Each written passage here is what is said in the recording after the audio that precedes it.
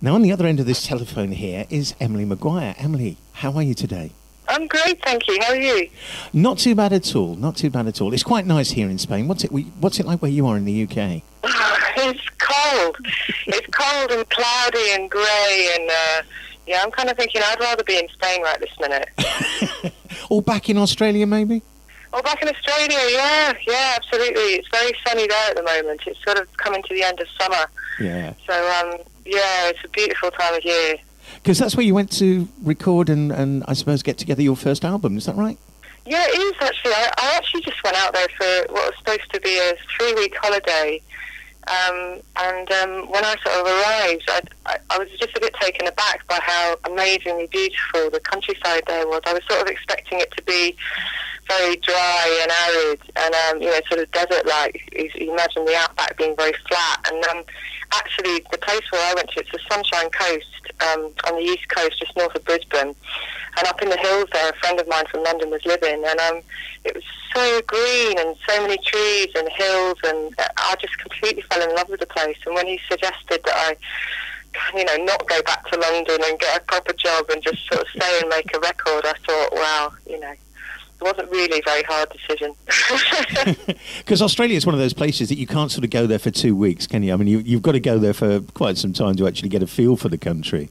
Well, it is. I mean, it's a huge place. I mean, we've driven 12 hours each way to do a gig one time there. So touring in England is just it's so easy by comparison. Because in the UK, you're kind of, you know, in the next city within a couple of hours. But in Australia, the space, you know, the amount of space there is just, it's mind-boggling. Now, you're a classically trained cellist and pianist. Yeah, that's right. Yeah. I was actually, my parents refused to allow us to have a TV when I was a kid, so I used to read a lot of books and play a lot of music, and felt quite deprived in not being able to watch EastEnders, because, you know, when all the kids at school would be talking about it, I didn't know what they were talking about. You missed nothing. So, I mean, what was your inspiration when you were younger? Was it all classical artists, or did you actually have an interest in, shall we say, pop music? Well, yeah, I was brought up on listening to Bach and, you know, Mozart and all this classical music, and then when I was a teenager, I sort of discovered pop music, and then I got pretty obsessed actually with Bob Marley.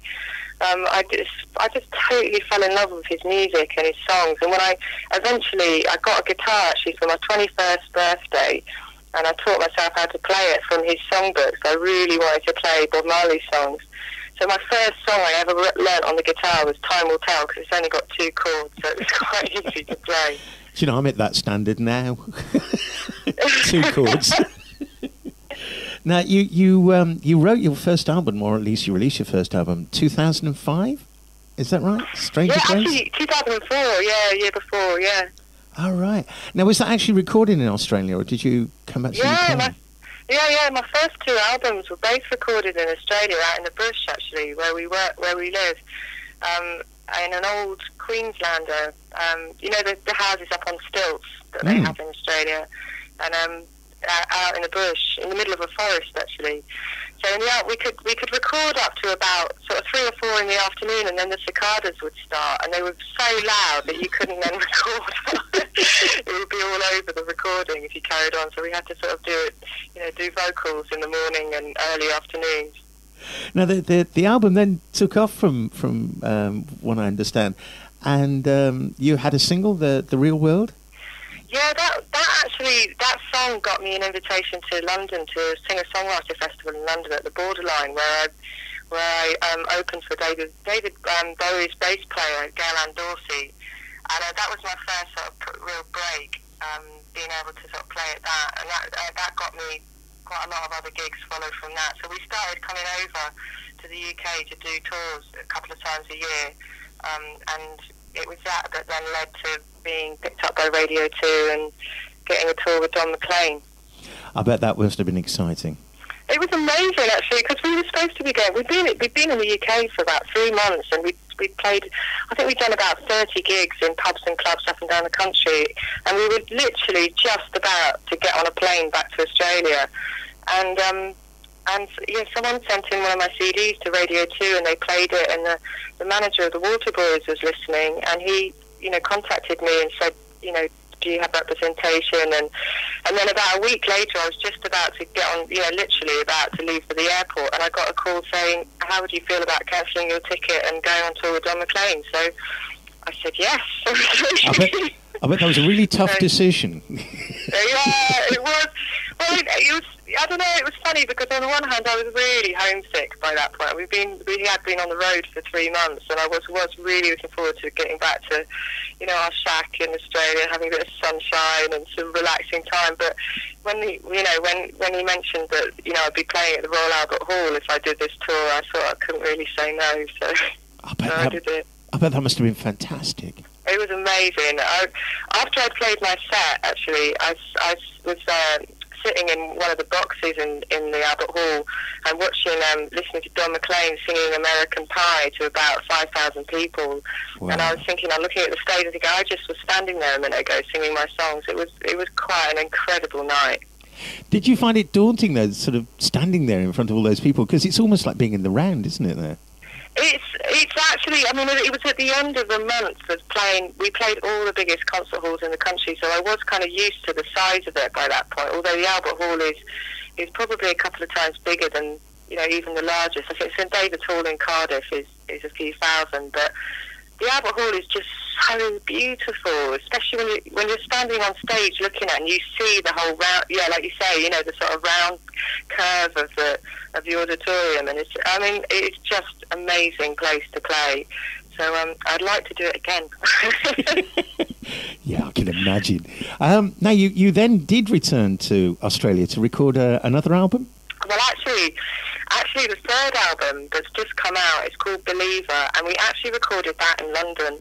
So my first 2 albums we recorded out in the bush in Australia, but this album, Believer, we actually recorded in London, and we were able to get some really amazing players to play on it.